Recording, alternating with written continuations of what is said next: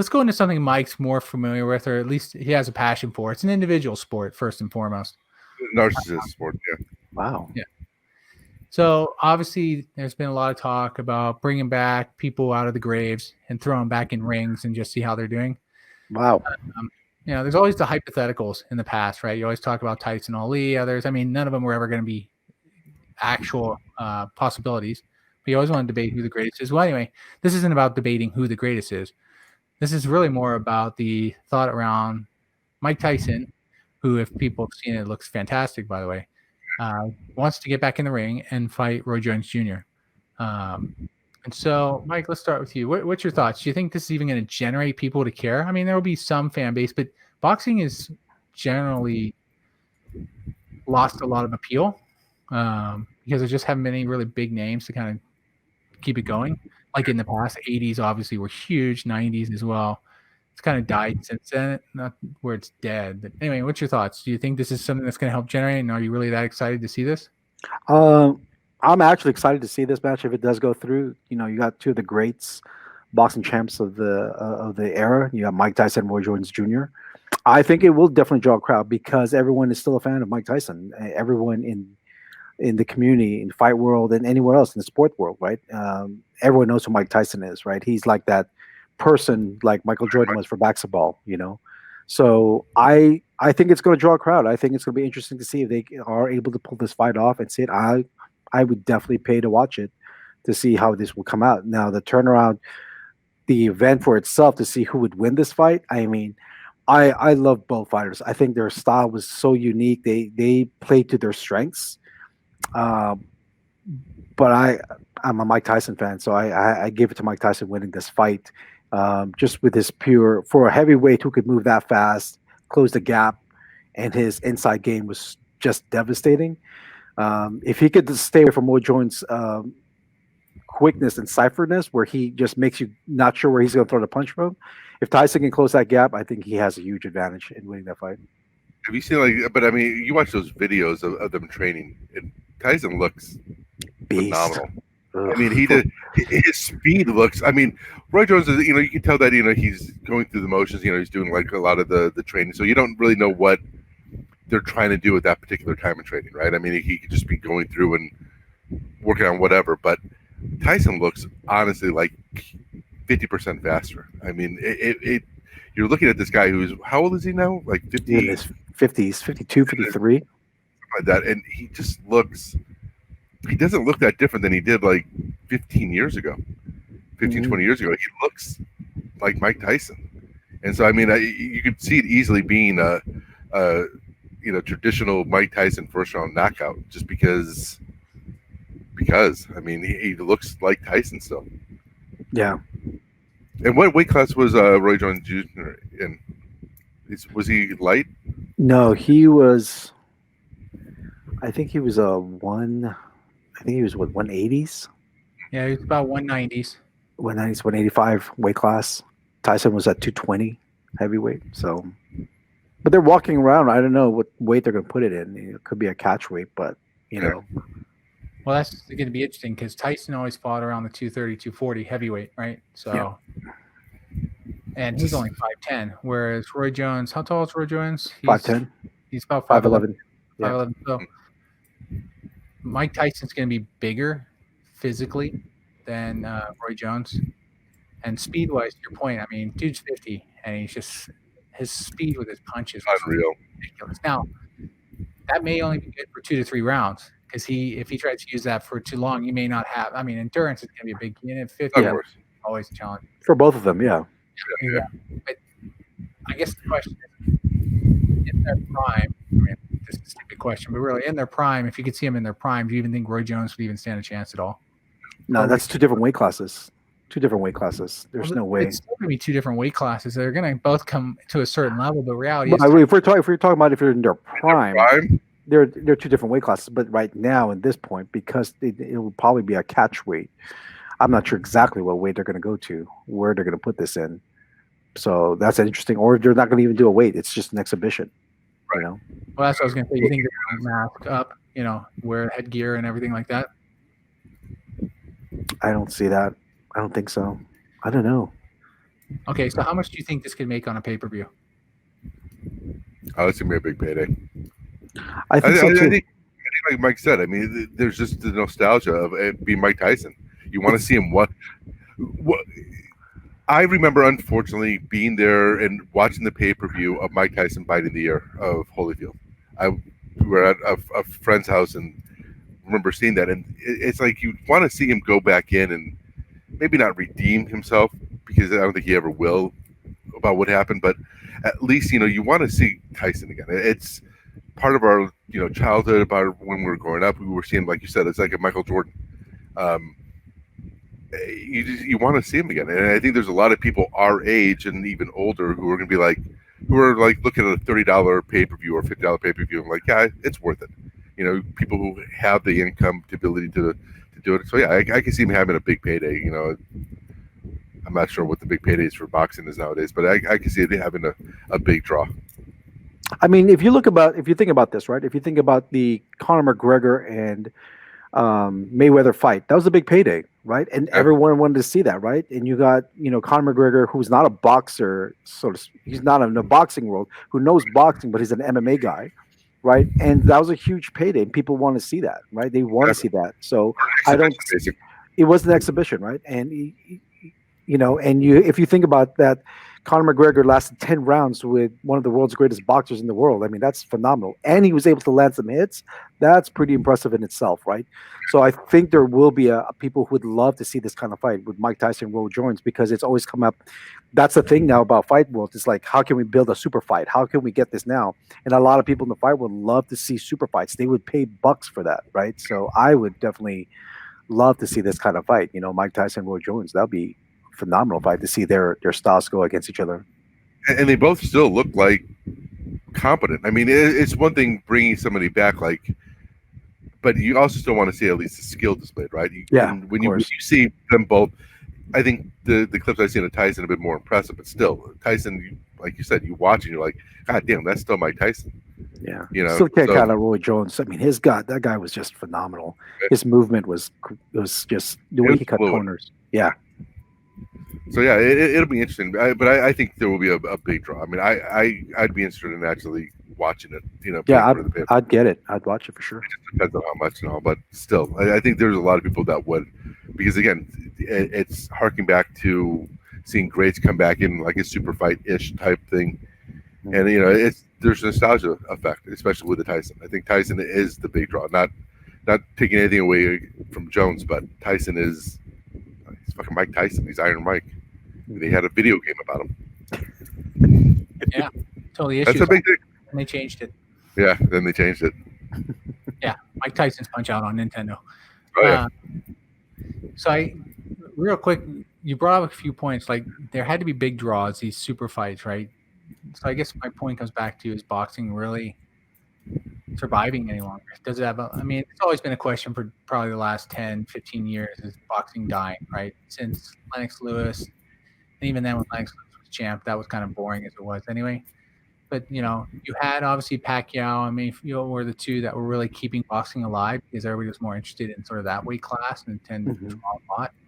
Heavyweights basically are done. And like nobody cares about the heavyweight division at this point. So maybe they could help spur some of that on. But to be honest with you, if this is what gets people interested, then that shows even worse longevity of boxing, because you have to bring old boxers back into the ring for people to care. Versus nobody up and coming has them as excited anymore, right? Because Mayweather's retiring, so has retired multiple times. And Pacquiao is definitely. Well, no, actually, isn't Pacquiao doing? Didn't he just do a fight recently? Yeah, he did. He won. I mean, Pacquiao and Mayweather talked about doing a second one because there's a big payday there. But it's not. That one was screwed years ago, even before their first fight, because Mayweather hid from Pacquiao. He waited. Fight him in his prime. Yeah. Waited. He showed signs of loss and then took him on. So I don't care if Mayweather is undefeated.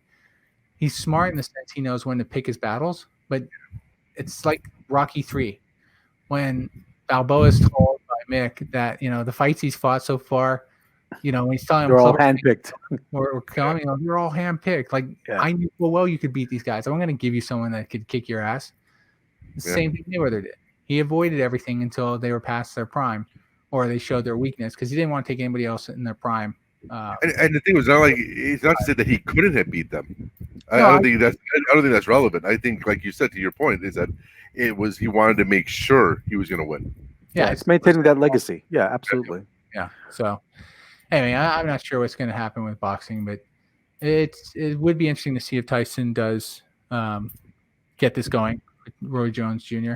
I think boxing is like baseball. I won't lie. It would get me. I'd watch it because I want to see Mike. I want to see Mike Tyson fight. So I think boxing is like baseball. I mean, I think that it's never going to die. I mean, baseball it's got a loyal following. That's true. It has a loyal following, and even where baseball, it's not America's pastime anymore. Or, if you look at the attendance numbers and all of that, they have their issues, but you still have a very loyal following. I think when you see purists with fighting styles, purists will always go back to boxing. They say it's, it's. There's a lot of people who still look down on MMA because they don't see it as being. I don't know, Mike. Maybe you could explain it better than I could because you're so much, kids are more into it. But it's just you see a lot of these people talk down about MMA and still act like boxing is the premier fighting. It was like that for a while period where boxing was. They looked at MMA and they frowned upon it now.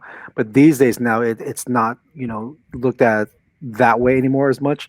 It's more the community. I think one of the things that crossbred that was when you had Conor jump aboard with against Mayweather, and to see that, right? Of course, you had a lot of boxers say, "Hey, you know what? There's boxing is still a superior sport because of look what Mayweather did to an MMA fighter." But then if you take out the rules and say, well, Mayweather come to an MMA fight, you're going to get crushed, right? You have no idea what's, if you've never felt a leg kick before, you're in a lot of hurt, right? And so if you don't know what it's like to be put up against a rope and get your butt kicked or get a knee to your head, you're in a lot of hurt. So I think it opens up a new aspect for people to see because it changes things for them. So there's still some upcoming boxers that's coming around. And I think boxing will, like Len said, I think it's like the all-time passport like baseball where it's going to continue to flourish. There's still a huge following for boxing. Boxing is still worldwide known. MMA is also there, but boxing I don't see it dying anytime soon.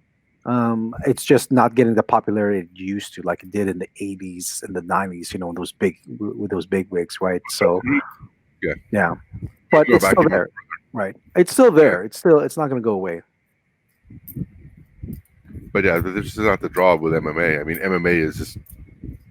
But I mean, the payday for MMA is still below that of boxing, isn't it? Yeah, it's so much lower. But I mean, what makes it unique now is because you have, the records of the fighters and fighters doing super fights. That's what's known now, right? They're pulling super fights where different champions fight different champions from different weight classes, right? You have fighters who have won two belt divisions, right? And who can do this, right? There's so much more to it because there's so much more offered to it, right? Compared to just boxing. So I think that's where boxing is going to start going to. Is like they're going to probably look like, well, how can we build up a super fight?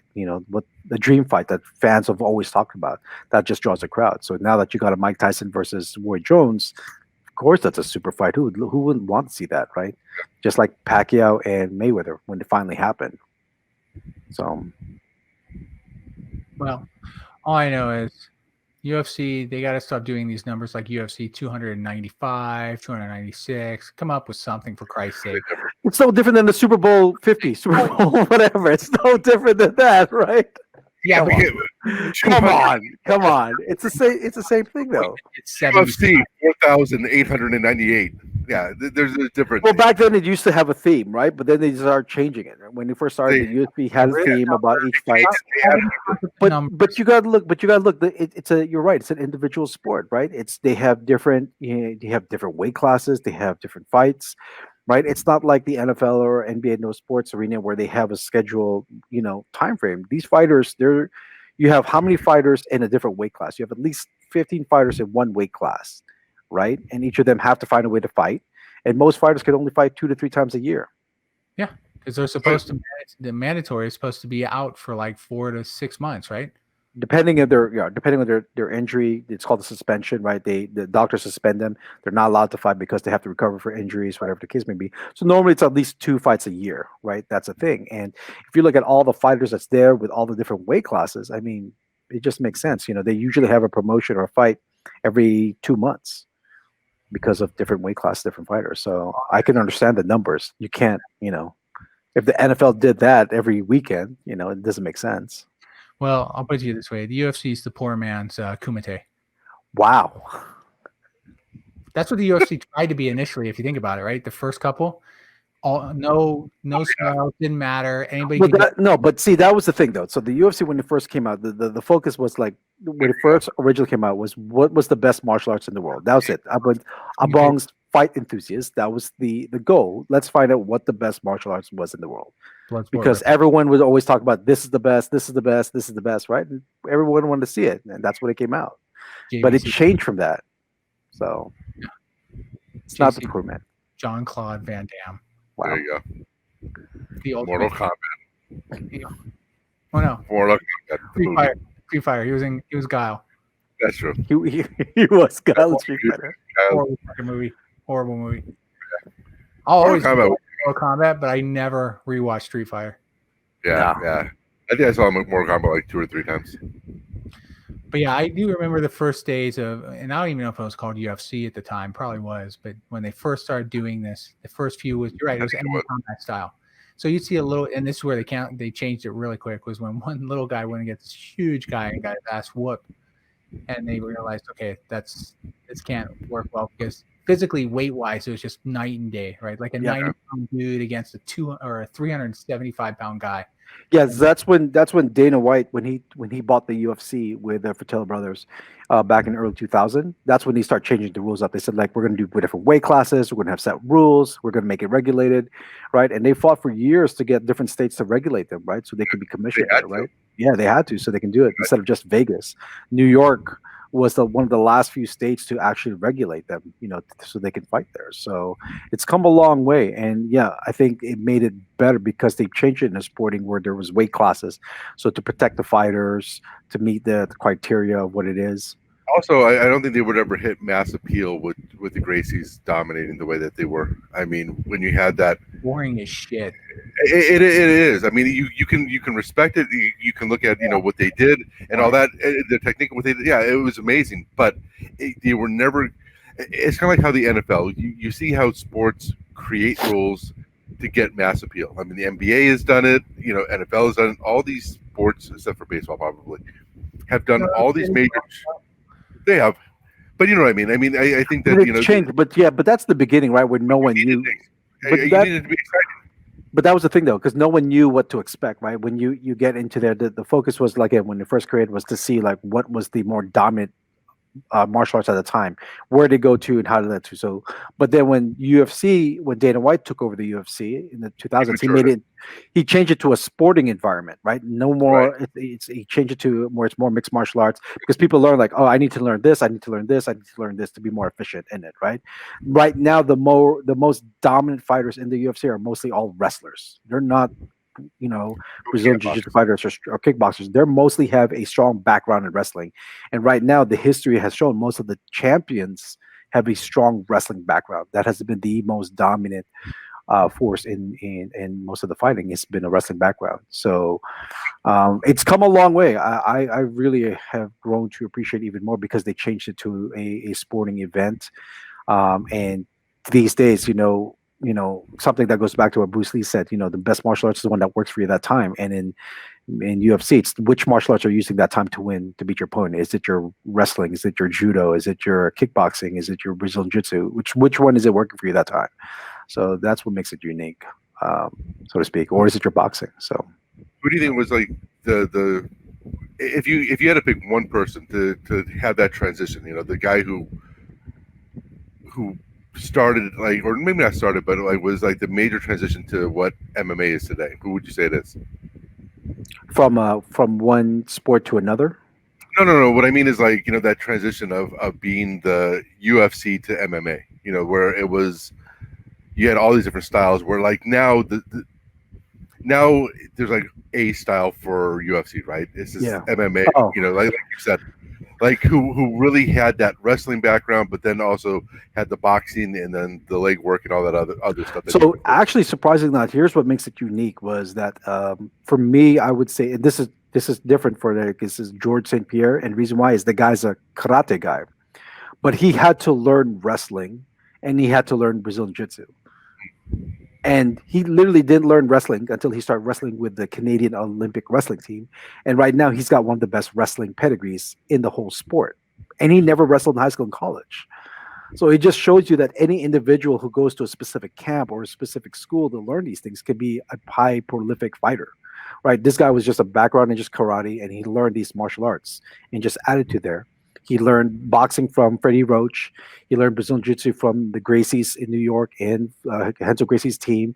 He's got a phenomenal camp up in Canada, and he travels all the world to fight, train with the best, fighters to get him better. And he trains with a lot of heavyweights as well. And he wrestles with the Canadian wrestling team. I mean, that's a lot, to put yourself to. So just the transition, just from that alone, for me would say that he is the pinnacle point of that transition. I was just curious.